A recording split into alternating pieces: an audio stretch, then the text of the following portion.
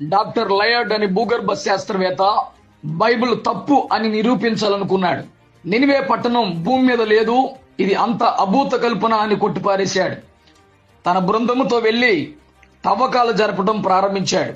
Tigris నది సమీపములో ఒక పట్టణం పరిశోధనలో బయటపడింది. ఉత్తర ఇరాకులోని మొసూల్ అనే ఒక ప్రధాన పట్టణ సమీపములో నినివే పట్టణము కనుగొనబడింది. ఒక కోట కూడా దాని చుట్టూ ఉన్నట్టు గుర్తించారు. దాని ఎత్తు 75 అడుగులు, దాని వెడల్పు 30 అడుగులు. ఆ కోట గోడలపై అనేక ఆధారాల వరకు లభించాయి. 90 చదరపు కిలోమీటర్ల విస్తీర్ణంలో ఉన్నట్లు వారు గమనించారు. మనం యోనా గ్రంథం 3వ అధ్యాయం 3వ వచనంలో 3 దినముల ప్రయాణం అంత దూరం ఆ పట్టణం ఉన్నట్లు చూడవచ్చు. ఒక వ్యక్తి రోజుకు సగటున 30 కిలోమీటర్లు నడవగలడని సైన్స్ చెప్తుంది.